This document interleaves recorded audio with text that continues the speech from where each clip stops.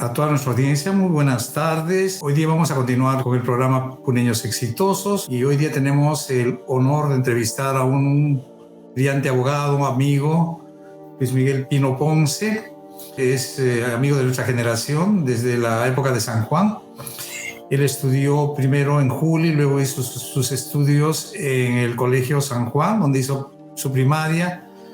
Luego estudió en la Gran Unidad Escolar San Carlos y luego pasó a la ESEP, la Escuela Superior de Educación Profesional. En la ESEP estudió Administración de Empresas y fue la inspiración para, a partir de su hotel, digamos, ser uno de los más jóvenes administradores. Y luego pasó a la Universidad de Santa María, la Universidad Católica de Arequipa, donde hizo estudios de Derecho. Luis Miguel Pino Ponce es quizás uno de los más preclaros intelectuales puneños, liberales, no solamente a partir de su estudio de abogado, sino también como profesor de la Facultad de Derecho de la Universidad del Altiplano, sino también es un columnista activo, un político activo, emprendedor, y tenemos el honor de tenerlo hoy día, digamos, en nuestro programa.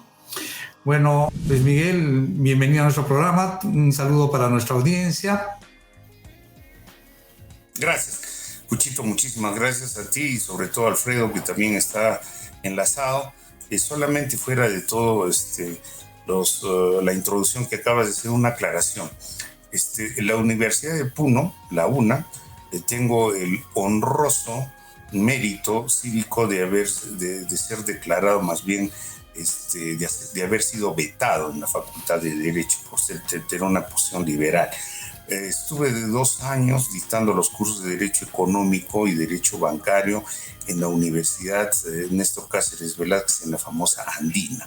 Después de eso ya no volví a trabajar como docente por una cuestión de tiempo y sobre todo por los factores profesionales que me impedían desarrollar, porque yo soy de los románticos que creen que realmente pues la pedagogía y sobre todo la enseñanza universitaria es una vocación, y yo realmente no tenía tiempo. Tenía mucha vocación, pero tiempo no. Ok, Miguel, vamos a volver a ese tema pronto.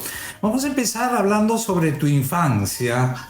Yo te conocí en el Colegio San Juan, tú viniste de Juli. ¿Qué representó Juli, tu permanencia en Juli, en tu formación? ¿Qué recuerdos tienes de Juli? Bueno, tengo gratísimos recuerdos, sobre todo de haber conocido a gente muy especial, amigos muy buenos, como la familia Arce Macedo, ¿no? Dicho sea de paso, el papá era fiscal, en ese tiempo se llamaba agente fiscal. Luego conocí a la familia Enríquez, ni qué decir, a los Velasco, a los Estrada. Eran juleños de raigambre, pues tenían una especie de una aristocracia local. Obviamente con el recurso de los años todos fueron a recalar en Arequipa y en Lima, pero yo tuve con ellos una gran empatía y una gran amistad que lamentablemente por el tema del tiempo y la distancia, digamos, no es que se han roto, sino que se han flexibilizado, pero yo tengo el mejor de los conceptos, de los recuerdos de todas esas notables familias, ¿no? Esto es básicamente mi infancia. Luego vine a Puno, mi papá era notario, él vino acá a ocupar una plaza de notario, y entonces descubrí más bien otro tipo de sociedad un poco más amplia, y San Juan para mí fue el quiebre entre lo que era un módulo muy cerrado de amistades con otro de Puno, pero que representaba, digamos, a cierto tipo de familias que eran parte de la aristocracia puneña. Bien, ¿qué te iba a decir? Tú, digamos, tú ya traías una profunda vocación por el estudio. Tú en tu infancia leías El Tesoro de la Juventud. Ah, sí. Y eras uno de los mejores alumnos en San Juan. Pero también al mismo tiempo siempre eras más introvertido, o sea, eras, digamos, una suerte de oda a la vida retirada, ¿no? O sea, cuando todos jugábamos fútbol, tú ibas hacia los libros, entonces ahí, digamos, Claro. Pero los obviamente, sobre todo a Jesús Santisteban, a Cucho, a Dante, a Rolando, a mi amigo que no me acuerdo muy bien, creo que ella le decíamos el Totora, al Chino Sánchez, y bueno, al Chinito Garnica y a Juan Llanos, ¿no? Que ustedes eran las estrellas del firmamento para nosotros, pues, de lo que era el fútbol, ¿no? Yo siempre les dije, yo me di cuenta a los años de que yo nunca iba a poder ganar en la cancha, sino en la mesa, razón por la cual soy abogado, ¿no?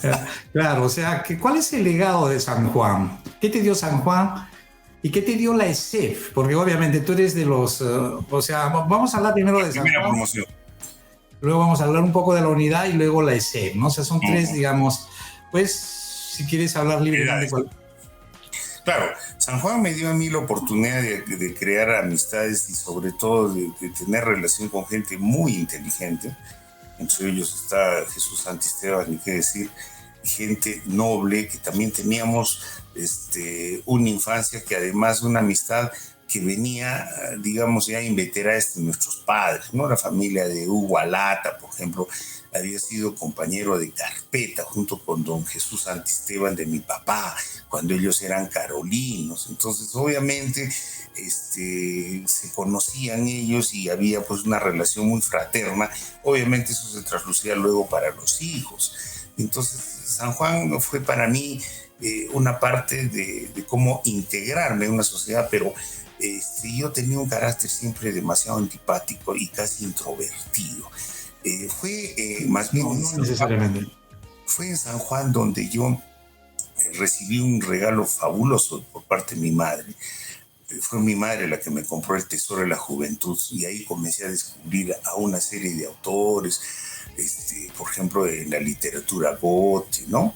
Ni qué decir a Shakespeare o a Espronceda, y dedicarme más a la lectura, porque a veces las personas que son introvertidas, que somos introvertidas, tenemos la única forma de comunicarnos por intermedio de la literatura y la lectura. Entonces, eso me sirvió muchísimo en San Juan y sobre todo tratar de cultivar más la ortografía. Me acuerdo bien, ojalá que haya tiempo, pero cuando yo salí, fui, si no decir uno de los primeros que salió a las 4 de la tarde porque había terminado el percentil ortográfico, y luego me fui a mi papá y mi papá bajó conmigo y nos encontramos pues con el presidente de la Corte, con don Jesús Santisteban, mi papá, don Juan Mamani, el papá, y me miraron todos y me dijeron: ¿y Pinito, qué ha pasado? ¿Tú no has venido? No, le dije, lo que pasa es que yo he salido. Y Cucho y Dante, bueno, están ahí porque no han terminado el presentín. ¿Para qué dije eso? Al día siguiente la gente me mira. Claro. Bueno, yo creo que, digamos, creo que tú compartes conmigo que el alma mater ha sido, digamos, la ESEF, ¿no es cierto? O sea, ¿la ESEF ha sido influyente para ti? Por supuesto, y creo que para ti también y para muchos. No, sí, para mí, definitivamente. A Jesús Santisteban fue el primero que me hablaba de la investigación científica, ¿no? Pero ya desde un punto de vista ya de una organización metodológica de la investigación, a mí me permitió descubrir la riqueza y sobre todo la mejor estrategia para entender el desarrollo de la sociedad con investigación científico-social, que teníamos ahí un maestro, el profesor Walter Tapia, y ni qué decir del profesor Ojeda Sucre, que he logrado ser, imagínate, a los años sin darme cuenta, abogado de su viuda, porque el profesor Ojeda lamentablemente ha fallecido a principios creo que a finales del año pasado. Entonces ellos fueron los que nos hicieron descubrir lo que era la investigación científica. Y ni qué decir, ahí fortalecí mi vocación por la administración de empresas, por una persona que hasta ahora...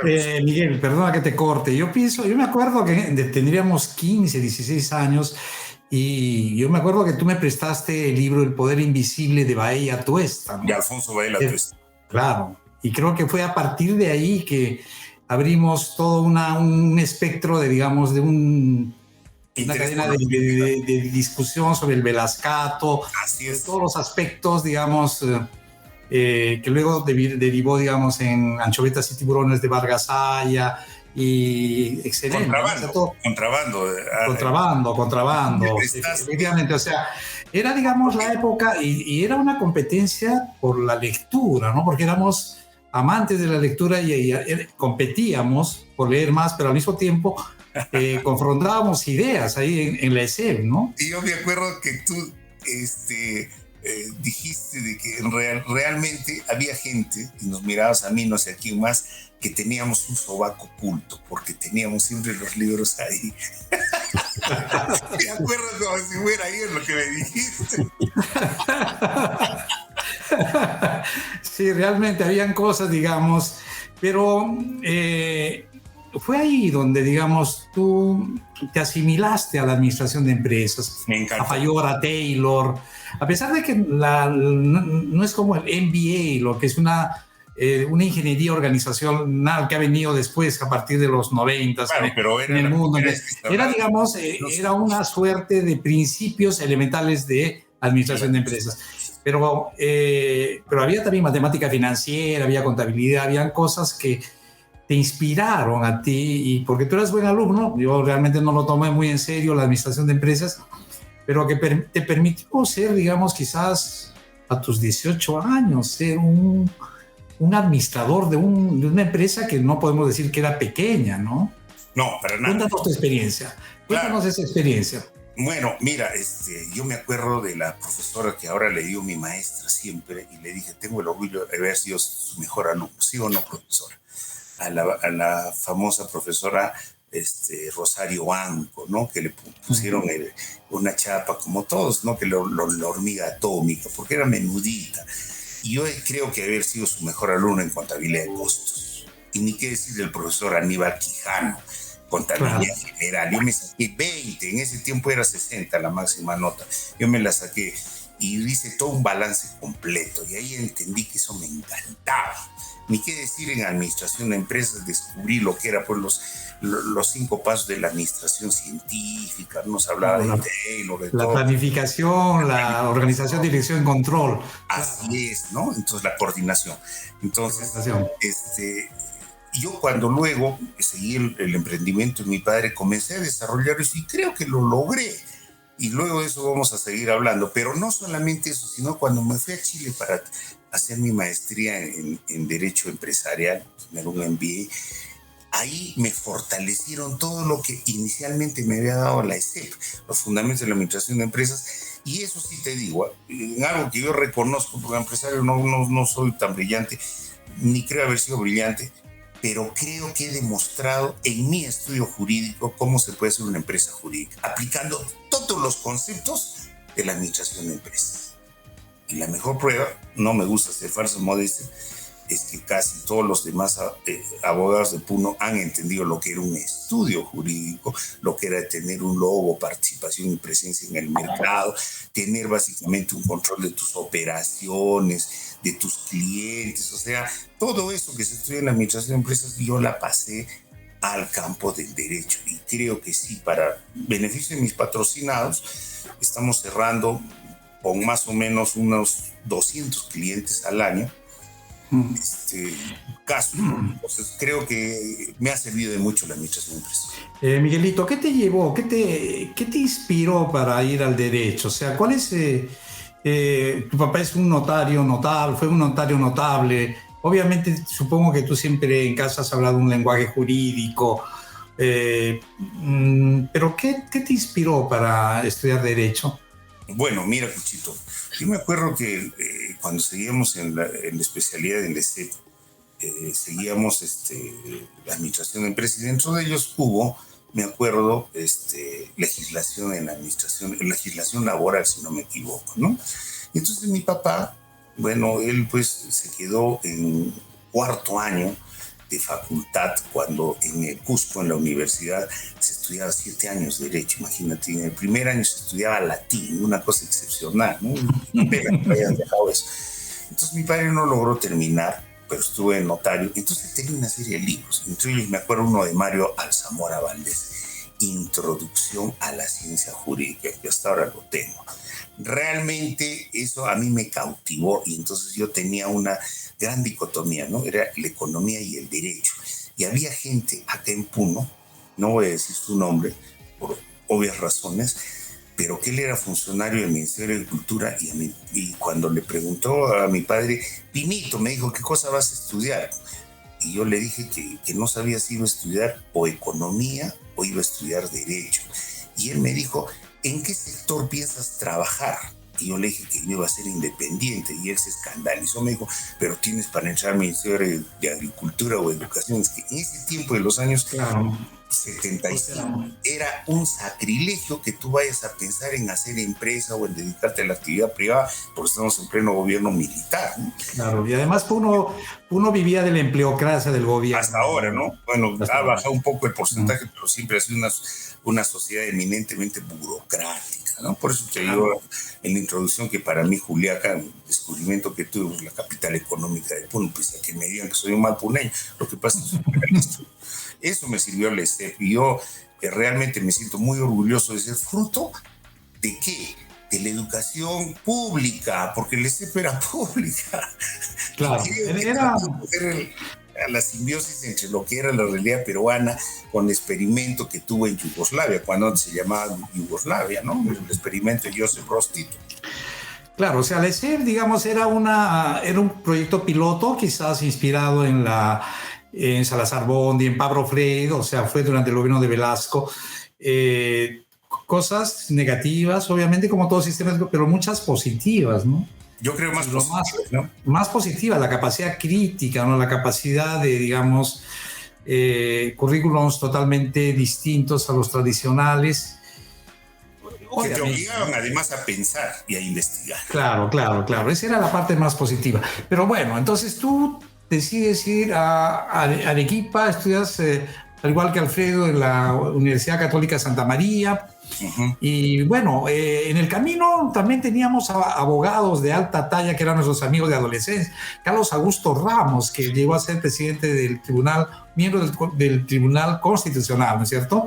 Era nuestro amigo de discusión de cuando en cuando, ¿no? Donde, y con algunos de ustedes, con Johnny Lescano. Era además rival sentimental. No, bueno, pero claro, era interesante. Carlos Augusto también, él quería... Era parte de la izquierda culta. No, en ese entonces, claro, como todo puneño, arequipeño, de universidad, ¿no? Pero Carlos Augusto también tenía la vocación literaria, ¿no? O sea, él tenía ese dilema, ¿no? Entre estudiar literatura, o creo que llegó a estudiar simultáneamente las dos carreras, no sé. Claro. Pero bueno, lo cierto es de que ahí es donde ya, digamos, empezábamos, digamos, a disparar los misiles, digamos, ideológicos en ese ambiente, incluso con Johnny Lescano, ¿no? Cuando Johnny Lescano también estudiaba en Arequipa y venía a Puno y hablábamos sobre el derecho constitucional, que yo sin ser, digamos, estando en letras, yo siendo estudiante de medicina, yo los escuchaba. Claro, pero yo de Carlos Augusto Ramos sí, y ni qué decir de Uriel Terán, que ahora es fiscal supremo. Él estudió filosofía y también derecho. Yo fui testigo de sus dos grandes pasiones y la última entrevista que le hacen para ascenderlo justamente a ser fiscal supremo titular, hace una descripción pues exquisita sobre todas las vertientes desde Kant hasta las últimas de Spengler. Qué excelente, qué fabuloso. Bien. Pero Carlos Augusto Ramos, él fue el que hizo una tesis de lo más renombrada, que muchos estudiantes de Derecho no lo conocen, que justo cuando él se gradúa de bachiller, entra, digamos, ya en vigencia el Ministerio Público como ente autónomo, constitucionalmente hablando. Y entonces él hace una tesis muy importante, muy interesante, que se llama Conflicto Ministerio Público-Poder Judicial. Fabulosa, ¿no? Y alguna vez dije, Carlos Augusto es el basadre en aspecto jurídico. Y una pena que Carlitos haya muerto sin ser reconocido. Claro. Real de toda la generación. Claro. Pero Carlos Augusto también... Hablando de él, y con esto, perdóname que sea tan exquisito en esto, pero Carlos Augusto no solamente fue compañero de estudios, de muchas cosas conmigo en la Católica, sino que también parte de una generación dorada.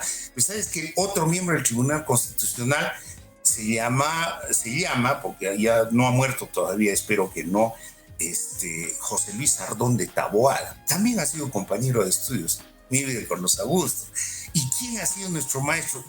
El que ha sido presidente del Tribunal Constitucional, nada más que un juliaqueño arequipeño, otro, Óscar Urbiola Jani. De manera que la región Puno ha dado pues gente realmente de valía para el desarrollo de la judicatura peruana, ¿no? ¿Qué te parece?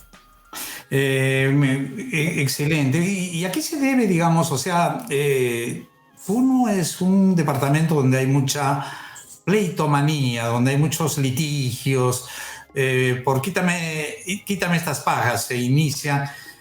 Cuéntanos sobre la cultura de la pleitomanía en Puno, históricamente hablando. Bueno, los aymaras, no estoy haciendo ningún tipo de discriminación racial ni étnica, pero ellos es gente muy conflictiva y alguna vez hicieron alguna investigación y fue Walter Tapia Bueno el que había hecho esa investigación porque fue amigo nada más y nada menos de José María Arguedas, ¿no?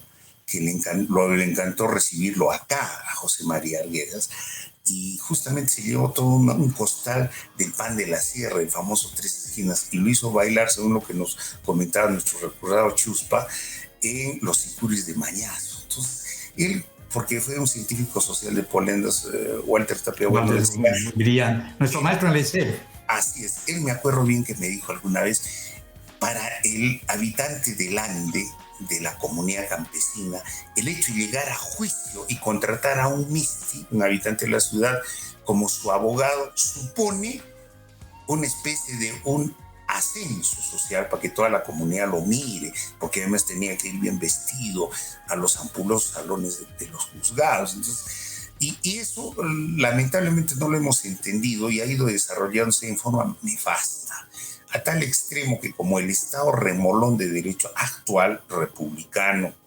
y burocrático, no ha logrado satisfacer ese tipo de aspiraciones por justicia de la zona, se ha dado lugar pues a la justicia popular y ni qué decir, para mí, con ese engendro malnacido que se llama la justicia pluricultural, que lamentablemente en Puno ha salido a flote a tal extremo de que ahora está encima de la justicia convencional.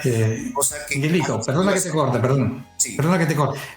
Ya vamos a tocar ese tema. Hablemos primero, digamos, cómo se configura en el contexto histórico, porque en la época de Manuel Núñez Butrón, cuando él, digamos, habla de las taras de los puneños, él pone de relieve la pleitomanía. Estamos hablando a principios de 1900, ¿cierto? En la época de Manuel Núñez Butrón. Así es. Entonces, y no solamente, Manuel Núñez Butrón recorre también la zona quechua, no solamente la zona aymara, digamos, hay...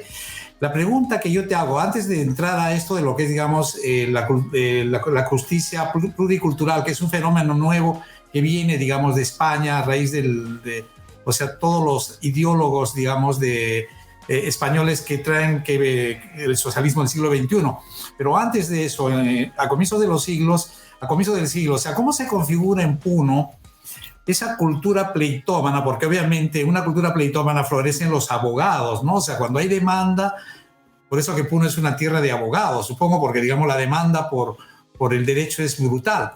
Pero ¿qué pasó en Puno para... ¿Es la influencia boliviana? ¿Es que nosotros pertenecemos a lo que Alcides Arguedas, el que escribe en su obra Pueblo Enfermo, digamos, el escritor donde habla, digamos, de las taras, de la idiosincrasia boliviana? Y ¿tú crees que hay algo, digamos, es porque pertenecemos a la esfera boliviana? ¿Es porque, digamos, tenemos apologistas de la confrontación a través de la utopía arcaica de Valcárcel? ¿O qué ha pasado en la formación de esa narrativa, o sea, de ese imaginario popular puneño de que somos pleitómanos? Bueno, lo que sucede es que acá, pues, el Perú, como tú lo sabes muy bien, el Perú cuando consigue su libertad, perdón, su independencia, pero no su libertad, fueron los varones del azúcar, los terratenientes, los gamonales. Yo, a raíz de mis estudios, que me he enterado que gamonal en realidad no es lo que nosotros consideramos que es un heredero de fortunas de la hacienda, sino el gamonal es básicamente un insecto que vive de la savia del árbol, y cosa que acá le cae a plena, pues en plena descripción a este fenómeno. El hecho es que entre ellos, entre los gamonales de Puno, se peleaban, ¿no? Y obviamente las constituciones que hemos tenido, básicamente, como dice Fernando, han tenido una modernización tradicionalista, porque fuimos independientes, pero no libres. Y estos propios gamonales fueron los que se opusieron, aunque no me crean, a la guerra de la independencia. Increíble lo que nos han desfigurado en el colegio y en algunas formas en la universidad, es que el Perú fue libre e independiente por la decisión, por cómo llaman, por la voluntad de los pueblos y por la justicia de la causa que Dios defiende. Pero eso fue solamente para la clase criolla, ¿no? Porque en realidad para el gamonal no quería, pero le convenía más. No, y en realidad, Miguel, los peruanos, porque los que nos liberaron fueron venezolanos, fueron ecuatorianos, fueron chilenos, argentinos. O sea, y ahora nos están pasando la factura a los venezolanos. Bueno, sí.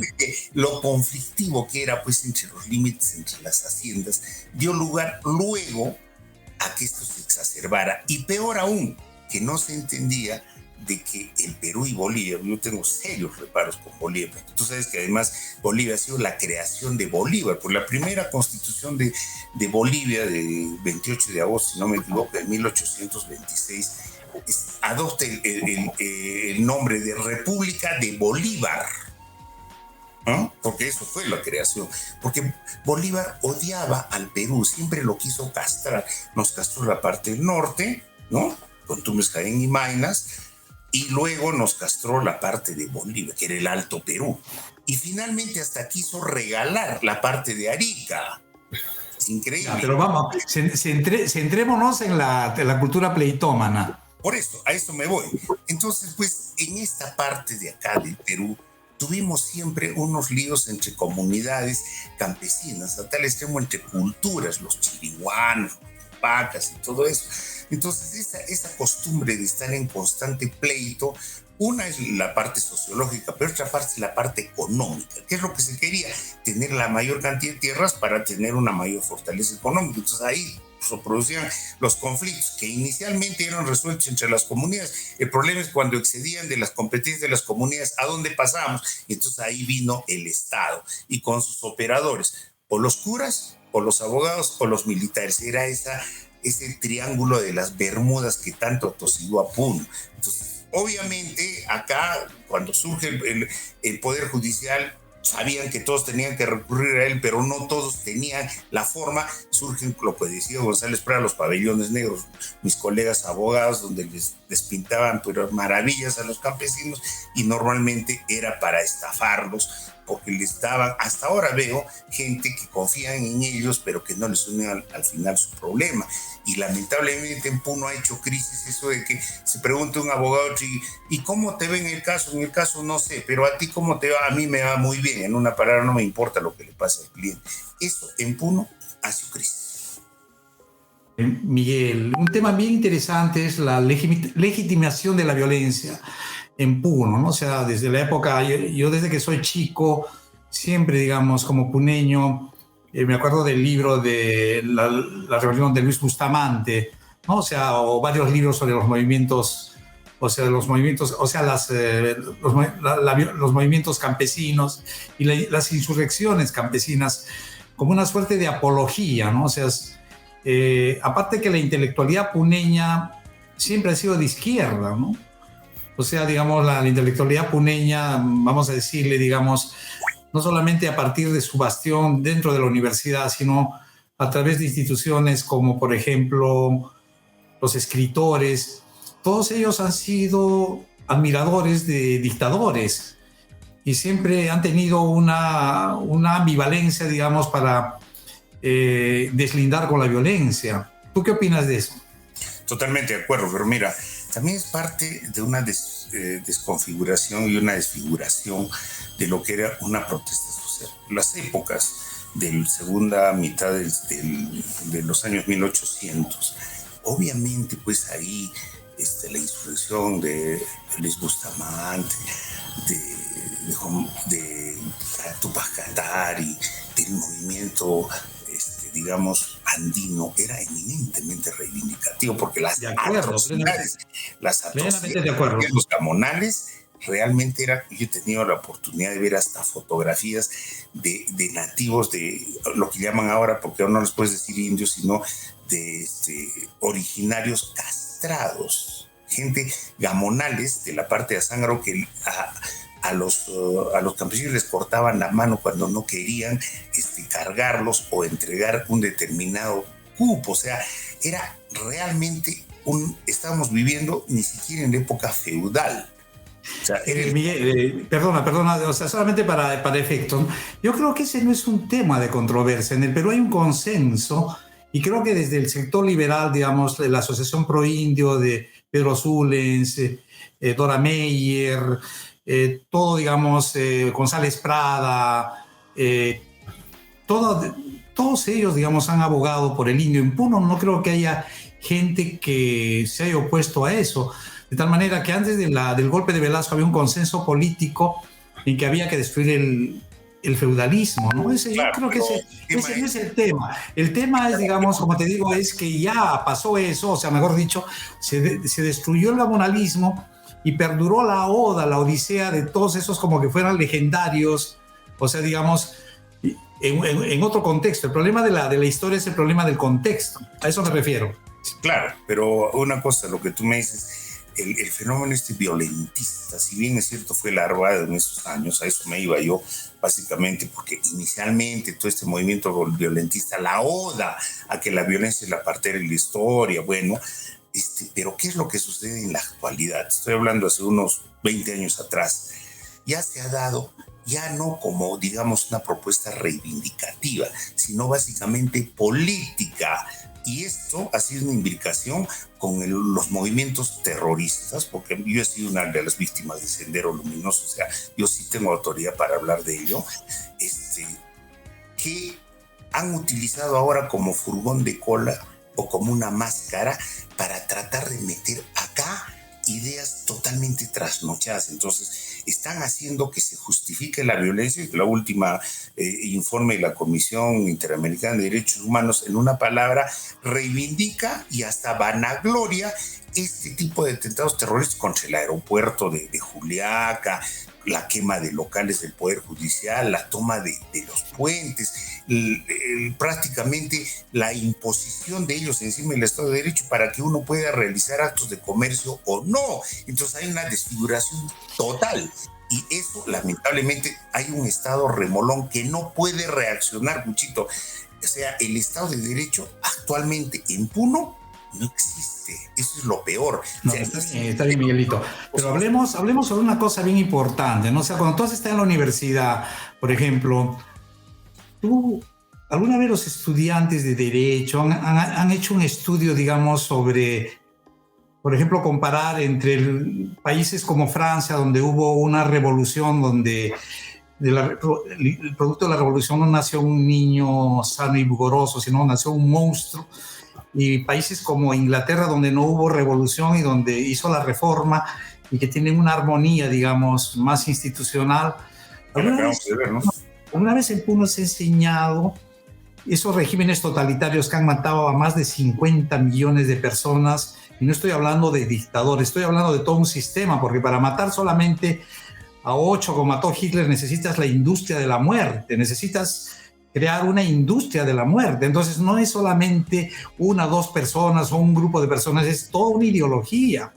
Claro, pero esa ideología, Guchito, está insertada hasta en los propios sílabus de la universidad, en muchas facultades, ni qué decir de sociología, trabajo social, educación, derecho, hasta economía, donde te hacen ver, más bien parte del sílabus, es el estudio del materialismo histórico, del materialismo dialéctico.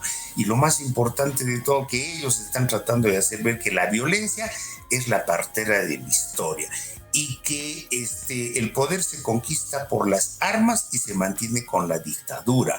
Y eso, pues, como te puedes dar cuenta, ha acabado acá, y entonces han dicho, encima de todo esto, cosa que es cierta, pero nosotros, los que somos hermanos originarios, tenemos que demoler este Estado que es republicano y federal. Y yo les pregunto a todos ellos, ¿no? La universidad, lamentablemente, y acá me voy a tu pregunta, no hace ningún tipo de un análisis, digamos, objetivo e imparcial, sino que tiene que estar premunido de un San Benito o de un virus que es el marxismo. Eso en Puno está haciendo, pues, el pasto y todos los fuegos de toda la institucionalidad. Y está el concepto de universidad que tenemos. Claro, Miguelito, una pregunta, perdóname. O sea, claro, yo sé que la izquierda provinciana es diferente a la izquierda limeña, ¿no? O sea, pero la izquierda, digamos, la izquierda mutó a partir de la escuela de Frankfurt, de Teodoro Adorno, Jünger Habermas, la teoría crítica, y Jünger Habermas se convirtió, digamos, en el, vamos a decir, el baluarte del nuevo materialismo histórico marxista, que en su época fue considerado como revisionista, ¿no? Pero todavía existe el marxismo vulgar en Puno. En Puno todavía seguimos, digamos, con marxistas que todavía, tipo Politzer, tipo Marta Harnekens, o sea, marxistas de manual, y en las universidades, ¿no? ¿A qué se debe eso? Claro, es que lo que pasa es de que la universidad en Puno se ha convertido más bien en un foco de investigación, ¿no? Y más bien se ha convertido en un foco de atracción para los movimientos ultristas, a tal extremo que gente liberal no puede entrar a enseñar a la universidad. Y si tú quieres ascender a cualquier cargo, digamos, jerárquico dentro de su organización, si no estás tú dentro de un grupo que son los ultras, no vas a poder ascender. Y esto realmente es algo notoriamente nefasto y que está dando lugar a que inclusive esté enseñando economía, ¿no? O sea, microeconomía, que es básicamente la articulación entre la ley, la oferta y la demanda. Un conocido ex militante del PUM, que es notario y que ha sido varias veces congresista, y que ahora el señor es dueño de 8 o 10 inmuebles en Juliaca, pero públicamente se muestra como que es un defensor de las causas populares y más bien cree en la dictadura del proletariado. Imagínate. O sea, Miguelito, ¿es posible la pluralidad ideológica en la universidad a partir de, digamos, del derecho? Porque es un derecho de todos, es derecho de los hijos, de los jóvenes que tengan una pluralidad ideológica, ¿no? ¿No crees que así, ya que hablamos de derechos? Debería decir, pero no es así en Puno. Es más, acá no se puede dictar el curso de Derecho Económico.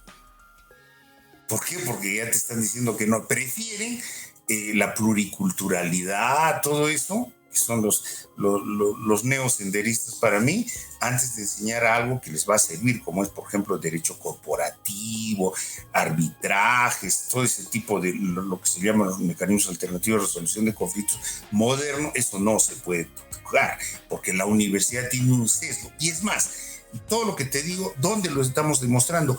Cuando a Evo Morales le han dado una condecoración y lo han designado como doctor honoris causa, cuando es el artífice del fracaso económico boliviano.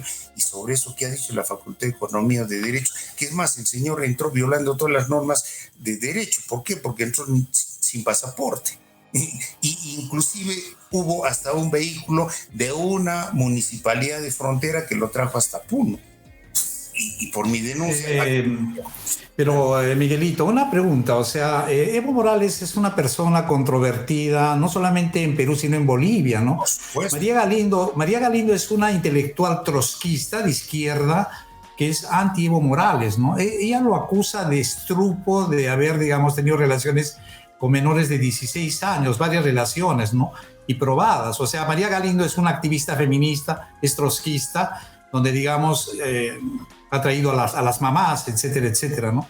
Pero no solamente eso, sino también es, digamos, la violación del referéndum del año 2019, ¿no? O sea, donde, digamos, la Comisión Interamericana de Derechos Humanos no ha dicho no ha dicho nada cuando Evo Morales usó como argumento que era la era la voluntad del pueblo. No la voluntad, sino era un derecho humano. O sea, que era un derecho humano, ¿no? O sea, como digamos, y aparte de eso, digamos, si es que hablamos de fascismo, porque el fascismo, digamos, el concepto nichano de una etnia, o sea, de una etnia, a través de grupos paramilitares que son los fachos de combatimiento, que eran los ponchos rojos, obviamente, a través del corporativismo, o sea, mejor dicho, es un neofascismo que cuadra un neofascismo de izquierda, ¿no? Entonces, y eso lo hemos visto, ese neofascismo acá en Puno, no solamente de izquierda, sino también ataviado con un poncho de lo que llaman la interculturalidad y sobre todo con la prédica de un racismo al revés, porque en Puno se practica un racismo al revés. ¿Ya? Pero, o sea, mejor dicho, al revés. Pero el concepto de pluriculturalidad nace en España por los grupos secesionistas catalanes, ¿no? Y traídos... Además, España es un reino de reinos, ¿no? Claro. Y traído, digamos, primero a la Asamblea Constituyente de Ecuador y luego, digamos, son los mismos ideólogos, luego a la Asamblea Constituyente de Bolivia, y el fracaso en la Asamblea Constituyente de Chile, ¿no? Y que mañana se va a demostrar más. Que mañana va a ganar el Partido Republicano o sea, va a arrasar posiblemente. Entonces, y hablando de este tema, ya que hemos tocado, o sea, ¿desde cuándo se viene tejiendo las propuestas de una Asamblea Constituyente y bajo qué argumento en Puno, digamos, se ha establecido como la agenda prioritaria? Porque, bueno, yo desde lo que conozco es más o menos hace unos 10 o 12 años atrás. ¿Y sabes cuándo surge esto? Con la algarada del famoso aymarazo, es decir, del señor Walter Adubiri Calizay, ¿no? Cuando él sale y dice, señor, tenemos que reivindicar a nuestra nación aymara, que está siendo además atropellada y postergada, de manera de que allí comienza a tejerse esa idea de que cambiando este modelo constitucional, y hubo algún despistado acá, decía, en Puno somos el 60% de aymaras, por lo tanto necesitamos una constitución que refleje y que además proteja nuestros derechos. Le digo, pero una asamblea constituyente de esa naturaleza y con esa proclama significa que va a postergar a los castellanos, a los lupacas, a los chiriguanos y a todos ellos, ¿no? Porque si quieren una constitución hecha para una etnia, entonces definitivamente ya no representa una república, violando notoriamente el artículo 43 de la Constitución Política del Perú, que eso también quieren demolerlo. O sea, y cuando uno les pregunta qué parte de la Constitución no te gusta y qué podrías en su favor o digamos rescatarías o cambiarías, ahí viene el gran problema, que lo único que dicen es que quieren que se reconozca la autonomía de los pueblos originarios, que además está en la Constitución y en el Código Civil. O sea, el grado de desinformación y ignorancia en Puno es realmente superlativo en ese aspecto. O sea, mejor dicho, ¿tú has encontrado, digamos, argumentos jurídicos de peso en la otra parte? O sea, en los que promueven... Y yo te digo, porque estaba en mi campaña. Cuando yo salí, yo soy el único candidato que decía, señor, esta constitución, como cualquier otra, eso lo decía Carlo Stein, Carl Schmitt, los grandes clásicos de derecho constitucional, la constitución no es una obra terminada, sino que está en constante cambio. Hay gente, hay países como Estados Unidos que tiene una sola constitución desde más de 200 años, pero de pocos artículos, pero con 27, lo que ellos llaman enmiendas, lo que nosotros llamaríamos reformas constitucionales. Claro. Cambiar es una tontería. Y la Constitución americana, ha resistido la guerra civil, ha resistido los derechos sociales afroamericanos, o sea, mejor dicho, y hay países como Francia que tienen una constitución minimalista, que no se mete con los derechos, solamente trata de regular el equilibrio de poderes. ¿No? Es que esa es la Constitución, Cucho, solamente es una declaración de principios sobre los cuales va a hacer toda una arquitectura jurídica con un desarrollo legal. Además, otra cosa, Inglaterra, que ahorita acabamos de ver la entronización de Carlos III, no tiene Constitución. Claro. Pero, y no solamente eso, Miguel, el problema es que ¿Qué asamblea constituyente? Bueno, a mí se me vienen, yo he leído sobre procesos constituyentes, por ejemplo, después de la primavera árabe, ¿no? O sea, la de Egipto, la de Túnez, ¿no? Por ejemplo, la de Túnez, la de Marruecos, la constitución de Islandia, ¿no? La constitución de Islandia. De todos esos procesos constituyentes... Ha levantado la mano, Alfredo. Sí, ahorita le voy a dar la mano. ¿Qué constitución ha traído más democracia? ¿No? O sea, la única que más o menos se puede decir de que ha traído un poco más de democracia es la de Túnez. Es la única que y que Túnez, digamos, ha logrado, porque obviamente en la constitución, por ejemplo, de Egipto ha habido una amplia participación ciudadana con emails, igual en la constitución de Islandia, ¿no? Entonces, esa es una pregunta, ¿no? O sea, una asamblea constituyente va a resolver en un país donde nadie cumple normas, o sea, en el Perú, que es un país donde, digamos, el derecho, no necesariamente las soluciones partan a partir del derecho, ¿no? Bueno, ahora sí, Alfredo, te damos la palabra. Solamente, antes de que empieces, Alfredito, por favor, una cosa muy importante y puntual. Carlo Westin, uno de los grandes clásicos del derecho, decía, una buena constitución es aquella en la cual nadie está de acuerdo, pero que todos la respetan. Y creo que esa es la mejor forma. Y no hay una constitución en el mundo, no existe un modelo constitucional al cual tenemos que seguir. Hay mucha gente que cuando me hablan de un cambio constitucional le digo, ¿bajo qué modelo? No, pues, es que las constituciones salen para un determinado grupo social. Por eso es que un gran clásico, el fundador de la sociología y derecho, decía de que el derecho es un hecho social y responde justamente una sociedad determinada. Alfredito. Sí. Bueno, yo no soy abogado, así es que voy a hablar desde otro punto de vista, ¿no? Si vemos que desde la Revolución Francesa el Occidente es el que dominó, ¿no? Entonces quiere que la política de Occidente, la democracia de Occidente, quieren que se vaya toda la humanidad, ¿no? Pero ahora ya está cambiando, ¿no? Ahora ya no es Occidente el que va, a partir de, creo, de este mes, ya Chile empieza a tener, o todos los países asiáticos empiezan a tener mayor capacidad económica, ¿no? Y si vemos también, por ejemplo, yo leí a fines del siglo pasado, ¿no? Una comparación entre India, la gran democracia, la democracia más grande del mundo, ¿no? Donde votan más, y China, ¿no? Porque los dos son países comparables por la cantidad de personas que tienen, ¿no? Y por el nivel de pobreza que empezaron. Entonces, uno es país comunista, o comunista, entre comillas, y otro es democracia. Entonces, ¿por qué India sigue siendo pobre, ¿no? ¿Y por qué China sigue creciendo? Entonces, ahí había el dilema, ¿no? ¿Para qué sirve la democracia? O la democracia está hecha para los países occidentales. Y hablamos, por ejemplo, con los que tienen más influencia confucianista, por ejemplo, en Asia, ¿no? Otros países, o Rusia, ¿no? Que nunca ha sido democracia. Muchos países no han sido democracia, ¿no? Entonces, está bien que Occidente empiece a forzar a todos a tener el mismo tipo de democracia, o es que solamente depende de la cultura judeo-cristianista que con todos sus valores que quiere imponer a los demás, ¿no? Bueno, yo te puedo decir, retomando la respuesta anterior, de que al ser el derecho un hecho social, entonces responde al desarrollo de cada sociedad. Comparar la realidad de China con la peruana, o sea, me hace recordar a lo que decía el presidente Xi Jinping, cuando dijo China exporta todo menos su modelo.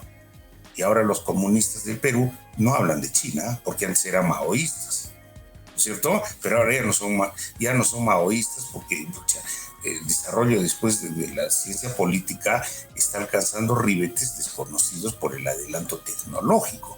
Pero espero que algún momento se den cuenta que en el Perú, y eso tiene mucho que ver nosotros los abogados, de que la Constitución no les va a resolver los problemas. Hubo gente tan despistada que pensaba que, ¿por qué quieres que se cambie la Constitución? Porque quiero tener acceso a luz, al agua, a la educación. Incluso está en el artículo 2 de la Constitución, que se están llevando todos nuestros derechos naturales porque la Constitución de Fujimori lo permite.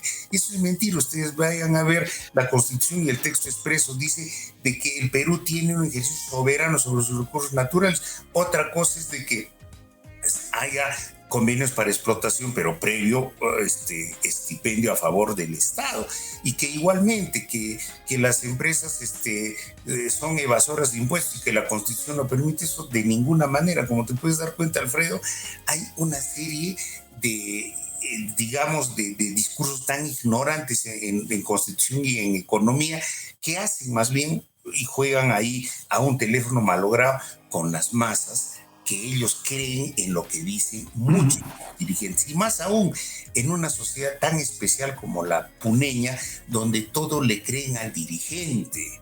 Entonces, lo que ha hecho la izquierda caviar en Puno es ir a rodearse de estos dirigentes para hacerles repetir libretos que no los entienden, pero están en la capacidad de transmitir a sus masas. Eso justamente se ha visto ahora en las algaradas de enero, de febrero y de marzo en Puno. Bueno, yo tengo una opinión un poco, digamos, distinta, ¿no? O sea, respecto a la pregunta que hace Alfredo, ¿no? No me gustaría comparar China con India porque la verdad que no conozco, ¿no? Pero lo que he leído, o sea, China antes, digamos, China siempre fue un país milenario de exportador de innovación y tecnología, ¿no? O sea, ellos descubrieron la pólvora, tuvieron muchos descubrimientos antes que Occidente, ¿no? O sea, mejor dicho, en China había ya una tradición milenaria de ciencia que no ha habido en la India, ¿no? China es un país, digamos, a mí me da la impresión que China no es un país tan heterogéneo como la India, ¿no? Pero no es cierto que India sigue siendo pobre, ¿no? Por ejemplo, para darte una idea, Alfredo, la televisión noruega, no, la televisión sueca fue una vez a la India y llevó una serie de fotos de hace 30 años del mismo lugar a los jóvenes indios que eran de clase media y les mostraba que este lugar era así, y ellos decían, no, ¿de qué país estás hablando? No podían creer los cambios que han operado en la India, porque la India es otro de los países, al igual, no en la misma dimensión que China, que se ha modernizado, donde había una considerable reducción de la pobreza, donde una gran cantidad de emprendimiento, donde una gran cantidad, digamos, incluso premio Nobel de Matemática, donde hay, digamos, unas élites que realmente están dominando el mundo.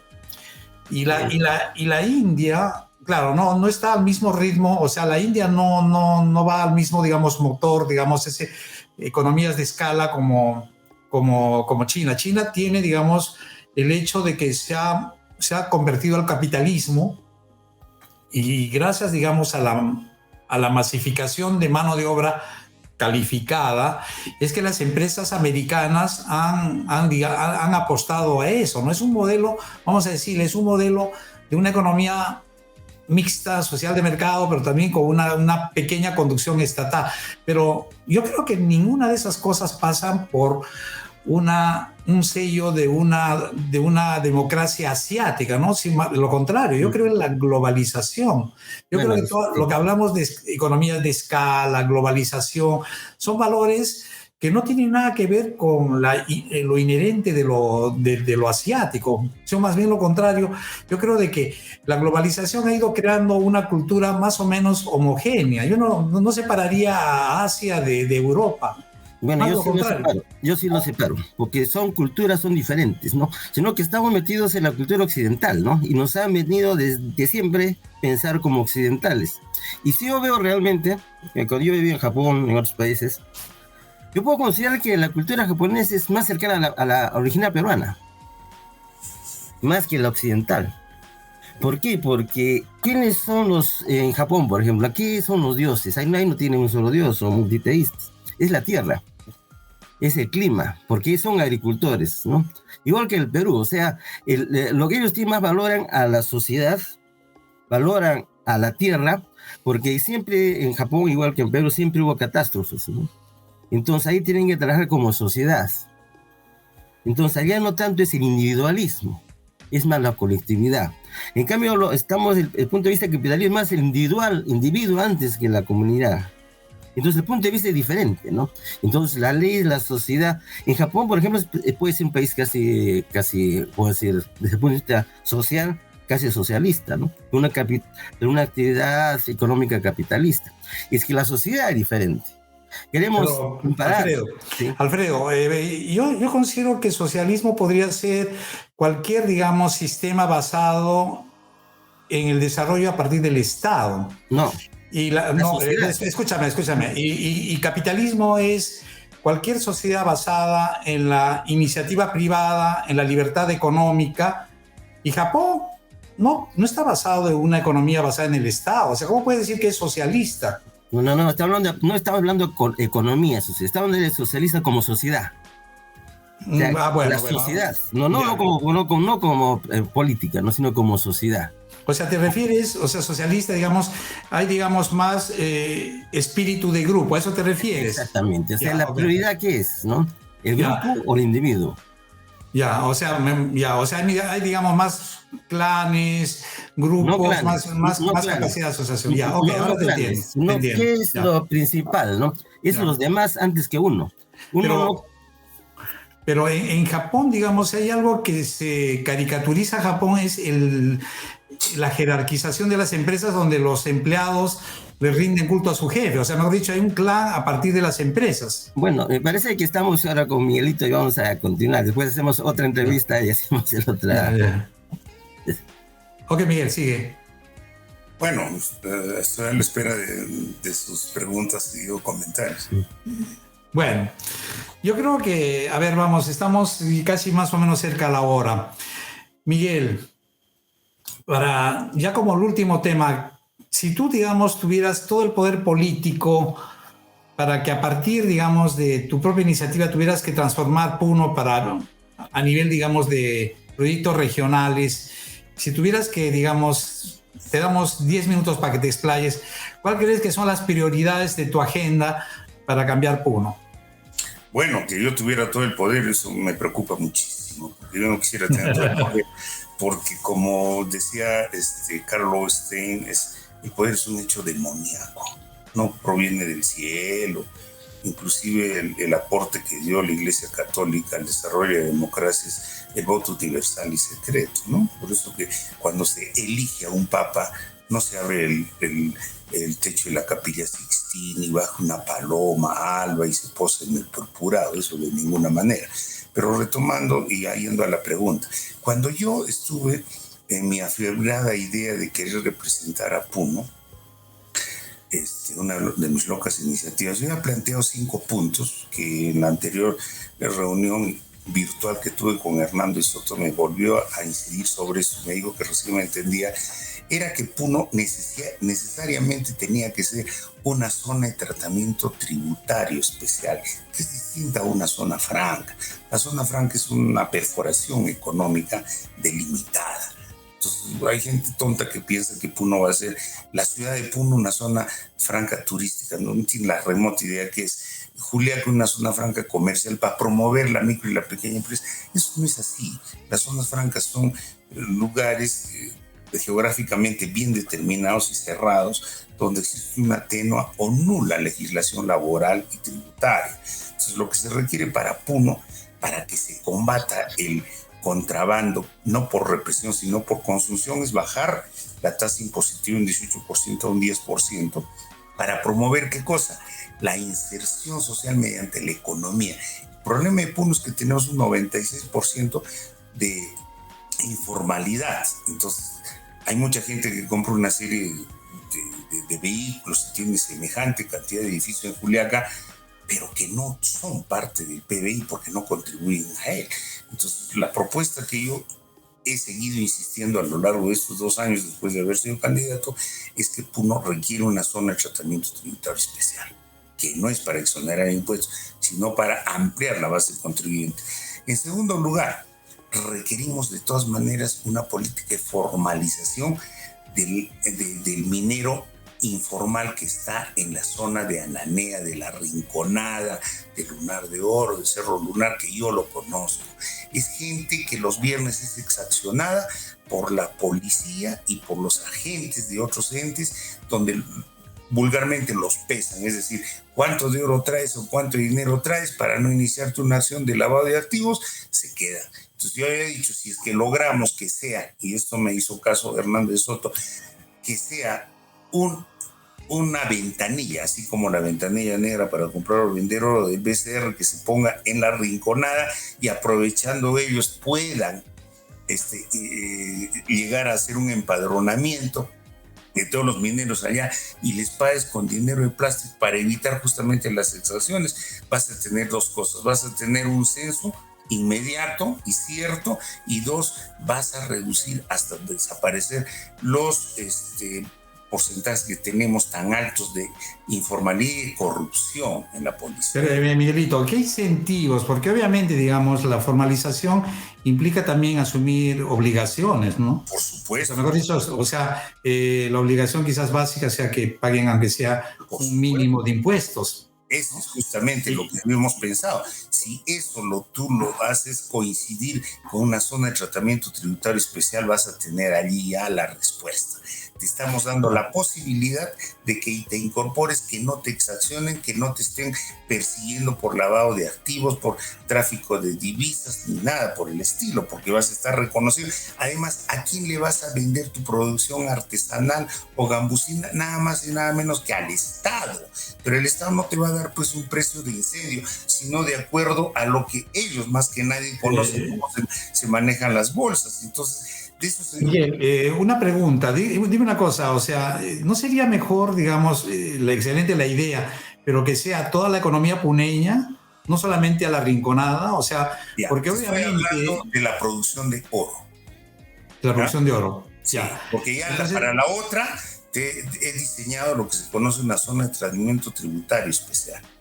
Ya, ok, ahora te entiendo, perfecto. Los tres, yo había planteado la creación de la Corte Superior de Justicia de la zona norte. El puneño es más centralista que el limeño, que quiere el Puno tener todo, pero al final no hace nada. Entonces, en realidad la zona norte de Puno tiene más cantidad de juzgados y más litigantes, hasta más abogados que Puno. Entonces, se requiere tener un servicio judicial allí para que esté presente el Estado. ¿Y por qué no hay? ¿Por qué? Porque les falta iniciativa y conocimiento de nuestros congresistas. No se requiere tener más presupuesto, porque ya prácticamente tienen allá juzgados y salas en Juliaca, ¿ya?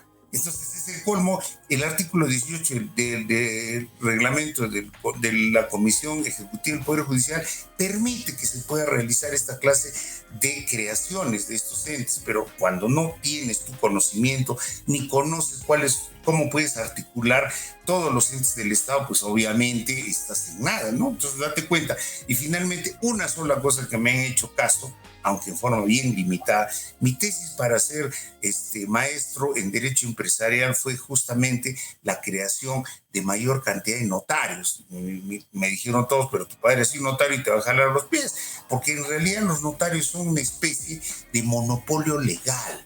No puede ser que en Puno haya, a la fecha, ahora con la creación inclusive de más plazas notariales, solamente 50 notarios para 1 millón de personas y 6.700 abogados. Entonces, se debería triplicar el número de notarios, porque eso de a justicia, decimos los abogados, a notaría abierta, juzgado cerrado, acá andan cerrados los dos.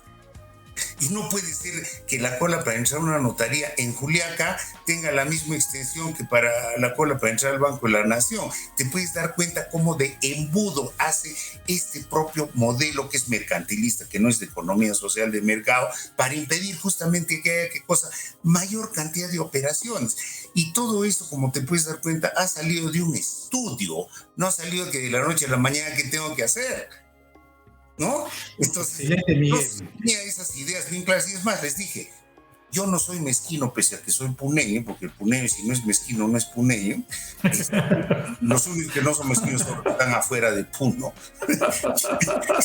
No me reconozco las virtudes del puneño, jamás, está prohibido.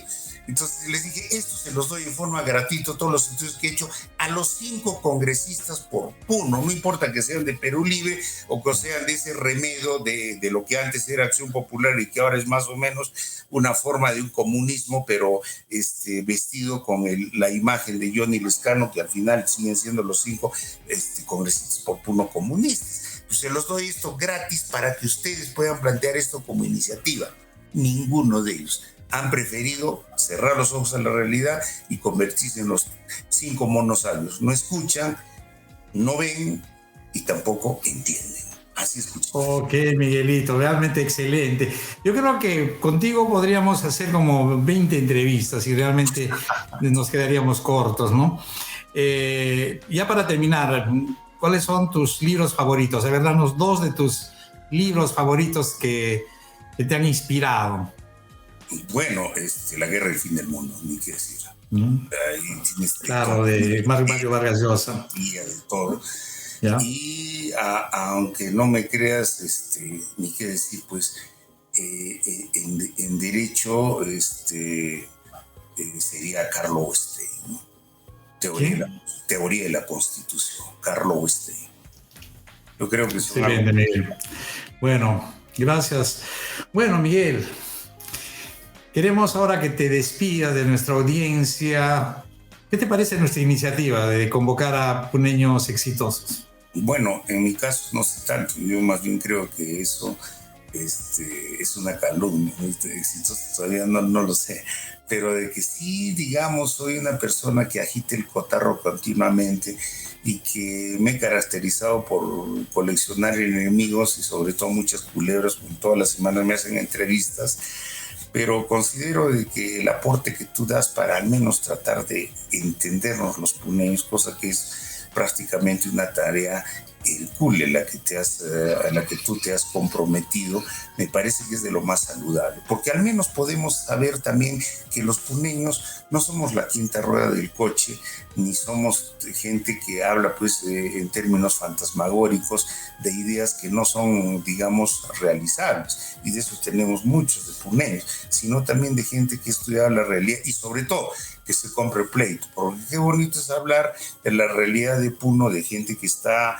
en el Parlamento andino, solamente doy una pista que no doy nombres, pero cuando las papas queman acá, ¿no? Y yo estoy en Puno y he soportado esta algarada violentista hasta que he andado con seguridad 2 días y he sufrido además los embates incendiarios porque dinamitó el hotel de mi papá y casi lo mató a él. Entonces yo sí creo que puedo darte, como te doy testimonio en parte. Eso es todo, Luchito, y muchas gracias más bien por este alcance. Yo creo que hemos tenido un honor tenerlo a Miguel. Él es un, no sé, es un frentista, es un kamikaze, es un luchador, pero está ahí en medio de la tormenta, fiel a sus convicciones, fiel a sus ideas, dando la batalla cultural, ¿no? Y bueno, la siguiente semana viene otro entrevistado. A toda la audiencia, muchas gracias. Luis Miguel Pino Ponce desde Puno, Alfredo Pacheco Tanaka desde San Sebastián en España y Jesús Santisteban Palomino desde Mikkeli en Finlandia. Muy buenas tardes a todos.